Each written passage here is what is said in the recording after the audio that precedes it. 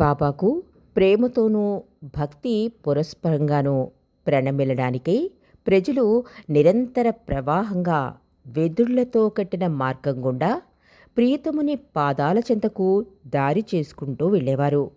వారంతా ద్వారం వద్ద ప్రణమిల్లి బాబాను దర్శించి పుష్పాలను సమర్పించి వెడలిపోతూ ఉండేవారు. ప్రతి ఒక్కరూ మైకులో ఆయనను స్తుతిస్తూ భజనలో, కవ్వాలీలో, పద్యాలో పాడడం కానీ, ప్రభుస్తుతి, పశ్చాత్తాప ప్రార్థనలు చదవడం కానీ చేస్తూ ఉండేవారు. ఆరంగం గ్రామస్తులు రాత్రివేళలో హార్మోనియం, తబలా, తాళాల సహాయంతో కీర్తనలు, భజనలు పాడుతూ ఉండేవారు. ఈ గ్రామస్తుల యొక్క చైతన్యాన్ని, జీవన ప్రమాణాన్ని అధికం చేయడానికి అనేక సంవత్సరాల పాటు సహనంగా వీరితో కలిసి పనిచేశారు మెహర్ బాబా. మానవ హృదయంలో పరివర్తన కలిగించడమే బాబా చేసిన గొప్ప మహత్తు. ఈ గ్రామస్తులలో దీనిని ఆయన ఖచ్చితంగా చేశారు. Doctor hurricane more begin the begin అనే పాట పాడేవాడు. ప్రతిరోజు బాబా యొక్క ఆరోగ్యం ఏ విధంగా ఉన్నది జాగ్రత్తగా రికార్డు చేసుకునేవాడు. ఎవరైనా కోరితే పరవర్తిగారి ప్రార్థన, పశ్చాత్తాప ప్రార్థన చదువుతూ ఉండేవాడు. ఒకసారి అతడు ప్రార్థనలు చదువుతూ ఉండగా వినడానికి స్త్రీ మండలి వారు మెహరా ప్రత్యేకంగా సమాధికి వచ్చారు. ఉదయాస్త సమయాలలో అందరూ చేరి హారతి ఇచ్చేవారు.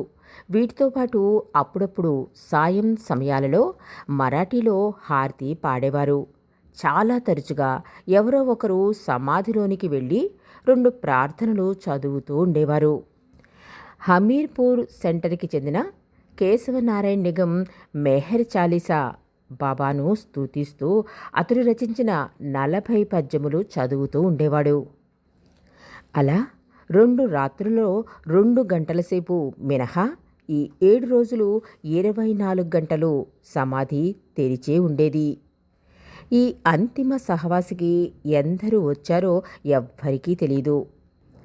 అవతార్ మెహర్ బాబా ట్రస్ట్ యొక్క ట్రస్టీల తరపున సరోజ్ షీరాని ప్రతి సాయంత్రం ప్రేమికులకు కనీస అవసరాలైనా తీర్చలేకపోతున్నందుకు క్షమాపణలు చెప్పుకొని బాబా దర్శనం చేసుకున్న వెంటనే కొత్తవారు రావడానికి అవకాశమిస్తూ మెహరాబాదు విడిచి వెళ్ళవలసిందిగా కోరేవారు.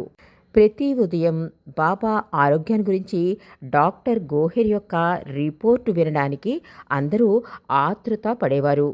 శరీరం చెడిపోతున్న సూచనలు కనిపించిన ఉత్తర క్షణంలో సమాధిని కప్పివేస్తామని ట్రస్టీలు ప్రకటించిన కారణంగా అది ఎప్పుడు జరుగుతుందో ఎవరికీ అంతుపట్టలేదు. మెడికల్ రిపోర్టు తెలియగానే ప్రీతమునితో మరో రోజు ఉండవచ్చునని ప్రతివారు సంతోషించేవారు.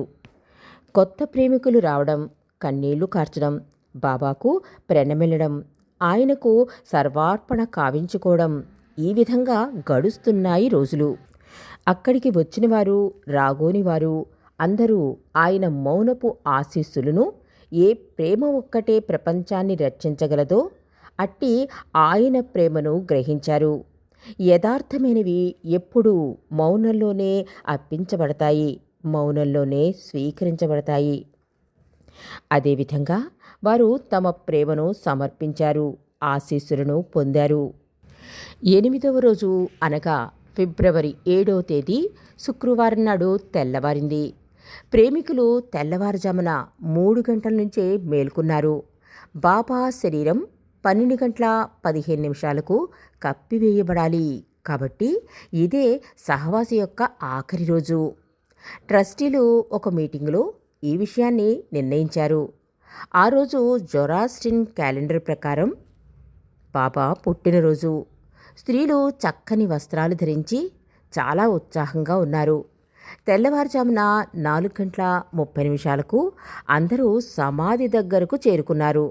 ఎరిచ్ మరికొందరు మంచుగడ్డలు అమర్చడంలోనూ, బాబా శరీరం చుట్టూ ఉన్న వస్త్రాలను మార్చడంలోనూ, గులాబీలను అలంకరించడంలోనూ నిమగ్నులై ఉన్నారు. బాబా పుట్టిన సమయం సరిగ్గా 5 గంటలకు అందరూ 3 సార్లు అవతార్ మెహర్ బాబా కీ జై అనాలని ప్రకటించబడింది. బాబా భౌతికంగా తమతో ఉన్నప్పుడు ఉదయం 5 గంటలకు మండలి వారిని 3 సార్లు అవతార్ మెహర్ బాబా కీ జై అనమని సూక్ష్మంగా తన జన్మదినోత్సవాన్ని జరుపుకునేవారిని ఇరిచి చెప్పారు. మెహ్రా, మణి, ఇతర స్త్రీ మండలి ఉదయం 4:50 సమాధిలోనికి వెళ్ళి చుట్టూ నిలబడి సచ్చిదానంద, పరమానంద, మేహరి బాబా, విద్యానంద అంటూ నామాన్ని సంకీర్తన చేశారు. సరిగ్గా 5 గంటలకు అందరూ బిగ్గరగా అవతార్ మెహర్ బాబా కీ జై అని 3 సార్లు అన్నారు. స్త్రీ మండలి బాబాకు పూల మాల సమర్పించగానే తలుపులు తెరవబడ్డాయి. వారు వెళ్ళిపోయారు. దర్శన కార్యక్రమం ప్రారంభమయ్యింది. ఆ రోజు ప్రతివారు ద్వారం వద్ద ప్రణమిల్లి తమ ప్రియతముని కడసారిగా దర్శించుకున్నారు. గ్రూప్ నాయకులకు మరికొందరికి మాత్రమే లోనికి వెళ్ళడానికి అనుమతి లభించింది. అతి తక్కువ మంది అదృష్టవంతులకు బాబాను సృశించే భాగ్యం కలిగింది. ఉదయం 7 గంటల తర్వాత ద్వారం వద్ద ఒకరు, బాబాకు విసురుతూ ఉన్న మరొకరు, ఈ ఇద్దరూ తప్ప లోనికి వెళ్ళడానికి ఎవ్వరికీ అనుమతి లభించలేదు. ఇంచుమించు స్త్రీలలో అందరూ, పురుషుల్లో చాలామంది బాబాకు చివరిసారిగా విసరడానికి లోనికి వచ్చారు. ఒక్కొక్కరికి 2 నిమిషాల వ్యవధి ఇచ్చారు. సూర్యోదయం తర్వాత జనసమర్థం అధికమైంది. పూనా, అహ్మద్నగర్లకు చెందిన వార్తాపత్రికలన్నీ ఈరోజు అంతిమ దర్శనం అని, బాబా నిర్యాణానికి సరిగా 7 రోజుల అనంతరం ఈరోజు 12:15 బాబాను సమాధి చేస్తారు అని ప్రకటించాయి. 11:20 అందరూ బాబా దర్శనం చేసుకున్నారు. ట్రస్టీలు సమాధిలోనికి వచ్చి తమ ప్లాన్కు తుది మెరుగులు దిద్దుకున్నారు. ఒక మూవీ కెమెరామెన్, అతని సహాయకుడు మాత్రమే లోనికి రావడానికి అనుమతి లభించింది. సరిగ్గా 12 గంటలకు హరికెన్మోరు పర్వర్తిగార్ ప్రార్థన చెప్పారు. 12:15 అందరూ 3 సార్లు జయ జయధ్వానాలు కావించారు. సమాధి తలుపులు తాత్కాలికంగా మూసివేయబడ్డాయి. బాబా శరీరంపై స్వచ్ఛమైన వస్త్రాన్ని కప్పారు. ఇరిచి మంచుగడ్డలను తీసివేసి చుట్టూ ఉన్న మండలి వారికి అందించారు. వారు సమాధి బయట నిలబడిన పాశ్చాత్యులకు అందించారు. మంచుగడ్డలన్నిటినీ తీసివేసిన తర్వాత చివరిసారిగా బాబా తల చుట్టూ కట్టిన ఎర్రని వస్త్రాన్ని మరొకసారి మార్చారు. బాబా తల దువ్వి ముఖం చుట్టూ ఉన్న రుమాలును శుభ్రం చేసి ముఖం మీద దుమ్మును తొలగించి కొత్త గులాబీలతో అలంకరించారు. మెహ్రా, స్త్రీ మండలి అంతిమ దర్శనానికి వచ్చారు. తర్వాత బాబా యొక్క పురుష మండలి సమాధిలోకి వచ్చారు. శవపేటిక యొక్క మూతను అంచెలవారీగా సమాధి ద్వారం వద్దకు తీసుకుని రాబడింది. దానిని లోనికి తీసుకుని వచ్చి 4 మూలల త్రాళ్లు కట్టారు.